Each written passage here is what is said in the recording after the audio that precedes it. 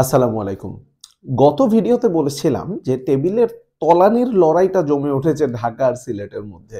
সেই হাড্ডাহাড্ডি লড়াইয়ে আজকে নিজেদের টানা ৫ম ম্যাচ হেরে ঢাকা আরেকটু এগিয়ে গেল টেবিলের তলে থাকার ক্ষেত্রে। আচ্ছা, সিরিয়াস আলাপে আসি।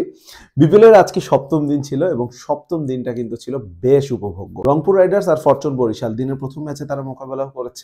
ঢাকাতে ১ম লেগের খেলায় রংপুর খুব সহজ একটা জয় পেলেও আজকের খেলাটা কিন্তু একেবারে এপিক একটা ফিনিশিং ছিল। বিশেষ করে নুরুল হাসান সোহান শেষ দিকে যা করলেন সেটা তো একেবারে অবিশ্বাস্য। আমার মনে হয় যে এই নুরুল হাসান সোহানের এই ইনিংসটা নিয়ে অনেকদিন পর্যন্ত আলোচনা চলতে থাকবে। বরিশাল প্রথমে ব্যাট করে তামিম ইকবালকে খুব একটা স্বচ্ছন্দ মনে হচ্ছিল না, তবে নাজমুল হোসেন শান্ত আজকে রান পেয়েছেন এবং শুধুই যে রান পেয়েছেন সেটা না, তিনি তামিম ইকবাল যখন অস্বচ্ছন্দ ছিলেন তখনও কিন্তু তিনি চমৎকার কিছু শটস খেলেছেন এবং একটা প্রান্ত থেকে তিনি রান বের করে যাচ্ছিলেন, যার কারণে বরিশাল কিন্তু কখনোই খুব একটা প্রেসারে পড়েনি। শেষ দিকে কাইল মায়ার্স আর ফাহিম আশরাফের ঝড়ের উপরে ভর করে মোটামুটি ফরচুন বরিশাল ১৯৭ পর্যন্ত পৌঁছালেও ভিত্তিটা কিন্তু গড়ে দিয়েছিল শান্তর এই ৪১ রানের ইনিংসটা। ১৯৮ রানের টার্গেট চেস করতে নেমে শুরুতেই ইনফর্ম দুই ব্যাটার সাইফ হাসান এবং অ্যালেক্স সেলসের উইকেটটা হারিয়ে ফেলে রংপুর রাইডার্স। তবে খুব বড় বিপদে পড়তে হয়নি, কারণ এনসিএল এ খুব ভালো খেলা এবং আজকে একাদশে সুযোগ পাওয়া তৌফিক তুষার তিনি কিন্তু একটা চমৎকার ইনিংস খেলেছেন। খুব বড় করতে পারেননি, ২৮ বলে ৩৮ রান করেছেন, তবে তার ৩৮-এর পরে ইফতিখার এবং খুশদিল দুজনেই ৪৮ রান করে দিয়েছেন এবং এতটুকু সময় পর্যন্ত রংপুর রাইডার্স কিন্তু ভালোই টেক্কা দিচ্ছিল। মাঝখানে খুশদিল, ইফতিখার, শেখ মেহেদী আর সাইফুদ্দিন ৪টা উইকেট টপাটপ পড়ে যায়, তখন কিন্তু একটু বিপদে পড়ে যায় রংপুর রাইডার্স এবং সেই বিপদটা ঘনীভূত হতে হতে হতে ইকুয়েশনটা গিয়ে দাঁড়ায় শেষ ওভারে ৬ বলে ২৬ রান প্রয়োজন। তখনই নায়কের মতো দৃশ্যপটে আবির্ভাব হয় অধিনায়ক নুরুল হাসান সোহানের।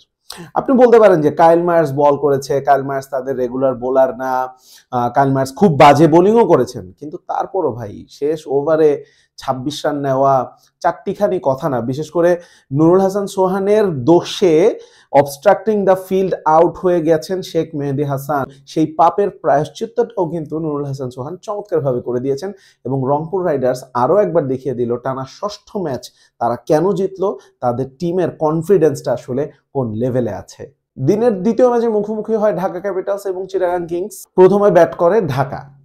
গত ম্যাচে একাদশে ৬টা পরিবর্তন ছিল, আজকে ৪টা পরিবর্তন ছিল। সবচেয়ে বড় কথা হচ্ছে যে ঢাকা ক্যাপিটালস লিটন কুমার দাসকে ড্রপ করার সাহসী সিদ্ধান্তটা কিন্তু অবশেষে তারা নিতে পেরেছে। ঢাকার ফর্ম এবং তাদের যে অবস্থা সবকিছু বিবেচনা করে তানজিদ তামিমের ৪৮ বলে ৫৪ রানের ইনিংসটাকে খুব ফ্লুয়েন্ট বলা যাবে না, আপনার পছন্দ নাও হতে পারে, তবে ঢাকার জন্য ইনিংসটা গুরুত্বপূর্ণ ছিল এবং এই ইনিংসের উপর ভর করে কিন্তু সাব্বির রহমান তার ঝলকটা দেখিয়ে দিয়েছেন। আজ দীর্ঘদিন পর সাব্বির রহমানকে আমরা মনে হলো যে সেই ২০১৫-১৬ সালে সাব্বিরকে ফিরে পেয়েছি, যে সাব্বিরকে দেখে আমরা এক্সাইটেড হতাম এবং এখন যেই সাব্বিরকে মাঝে মধ্যে এইভাবে ব্যাটিং করতে দেখে আমাদের মধ্যে একেবারে মনের গভীর থেকে দীর্ঘশ্বাসটা বেরিয়ে আসে যে কি একটা খেলোয়াড় আমরা হারাইলাম। ৩৩ বল থেকে অপরাজিত ৮২, ৩টা চার, ৯টা ছক্কা।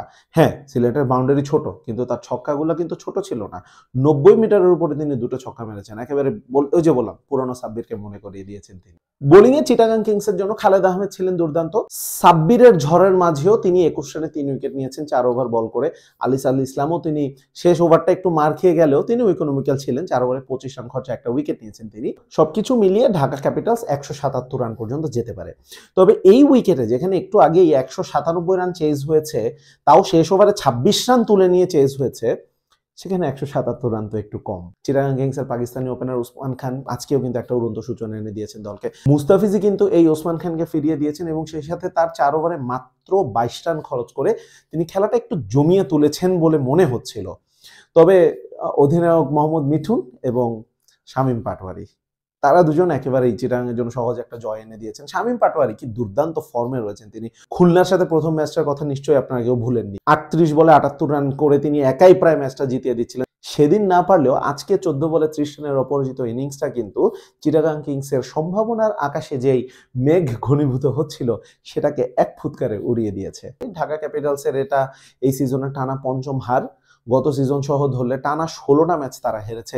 এটাও মনে হয় ফ্র্যাঞ্চাইজি লিগের একটা বিশ্ব রেকর্ড। আমি ঠিক জানি না, রেকর্ড আমি ঘাটিয়ে দেখিনি, আপনারা কেউ জানলে কমেন্টে জানাতে পারেন। আগামীকালকে সিলেট স্ট্রাইকার্সের খেলা রয়েছে। সিলেট স্ট্রাইকার্স এখন পর্যন্ত ৩টা ম্যাচ খেলে ৩টাই হেরেছে। ঢাকা থেকে ২টো ম্যাচ কম খেলে বা বলা যেতে পারে কম হারার সুযোগ পেয়ে। তবুও তারা কিন্তু নেট রান রেটের কল্যাণে নিচেই রয়েছে। নিচের দিক থেকে ১ নম্বরে রয়েছে। তবে কালকে যদি বড় ব্যবধানে না হেরে যায় তাহলে কিন্তু এই নিচের থেকে ১ নম্বরে থাকার সুযোগটা তারা হারিয়ে ফেলতে পারে।